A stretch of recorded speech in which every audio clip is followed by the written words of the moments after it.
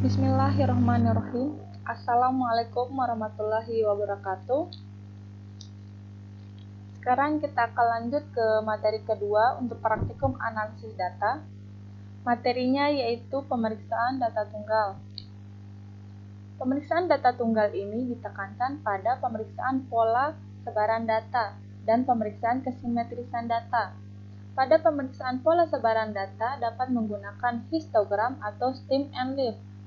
Sedangkan untuk pemeriksaan kesimetrisan data dapat menggunakan box plot atau penyarian 3 angka.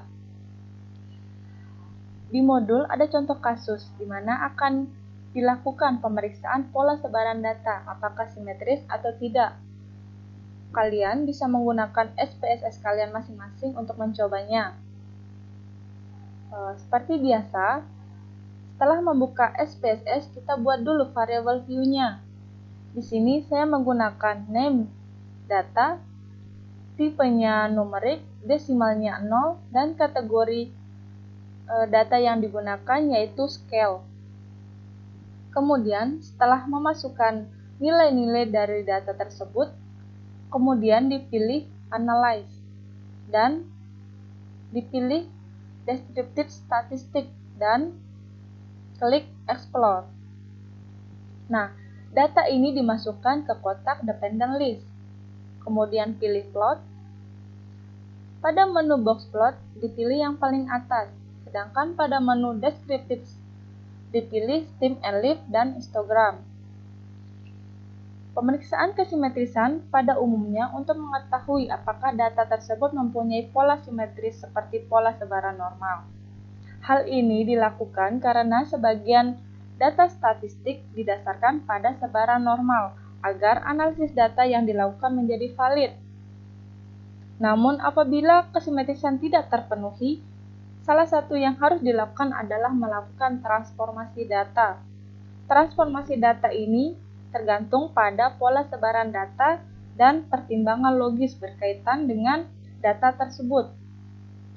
Transformasi data yang biasa digunakan yaitu log, akar kuadrat, atau yang lainnya. Dan untuk melihat apakah pola sebarannya normal atau tidak, dapat dilakukan dengan melihat kiki plotnya. Dan untuk memunculkan kiki plot di output, bisa diklik normality plot with test. Kemudian pilih continue. Nah, di sini menu yang lainnya diabaikan. Sedangkan pada menu display dipilih both. Kemudian klik OK.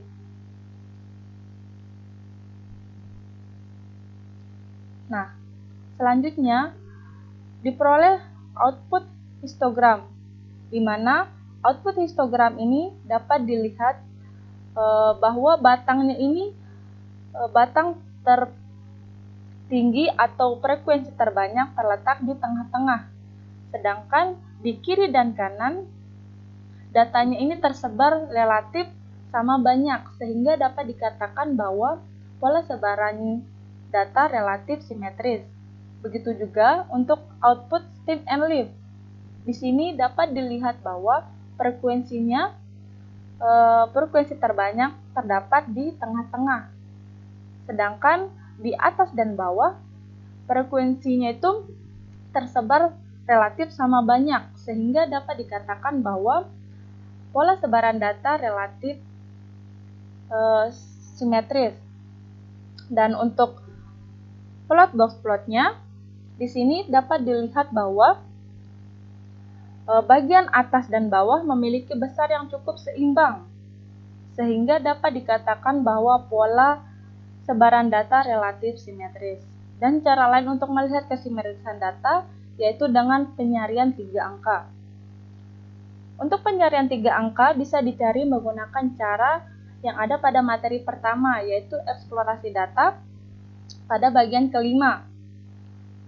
Di sini sudah diperoleh penyarian 3 angka. Dari 3 angka ini terlihat bahwa perbedaan yang dimiliki relatif kecil, sehingga dapat dikatakan bahwa data relatif simetris. Dan selanjutnya untuk mengecek pola sebaran normal menggunakan kiki plot, kita kembali lagi ke output sebelumnya. Di sini Kiki plot yang diperoleh dapat dilihat bahwa titik-titik yang ada cenderung mengikuti pola garis lurus, sehingga dapat dikatakan bahwa data mempunyai sebaran normal. Ada cara lain untuk membuat Kiki plot, yaitu dengan cara mengklik Analyze, kemudian dipilih Descriptive Statistik dan klik Kiki plot. Kemudian data dimasukkan ke variabel dan tes distribusinya menggunakan normal. Untuk kesetaraan digunakan metode Blooms dan Minya Range. Dikarenakan data tidak ditransformasi, maka menu transform di sini diabaikan. Kemudian klik OK. Nah, setelah output keluar, Kiki plot yang diperoleh sama dengan Kiki plot pada output dengan cara yang dengan cara yang lain. Maksudnya dengan cara yang tadi, yang sebelumnya. Sehingga di sini kalian bisa menggunakan cara yang pertama atau cara yang kedua ini untuk membuat Kiki plot karena hasilnya sama saja. Nah, untuk memperkuat hasil analisis untuk menguji sebaran normal dapat digunakan uji Kolmogorov-Smirnov dengan hipotesis 0 yaitu data mengikuti sebaran normal dan hipotesis alternatif yaitu data tidak mengikuti sebaran normal. Nah, untuk menguji Kolmogorov-Smirnov pada SPSS ini dapat dilakukan dengan cara klik Analyze,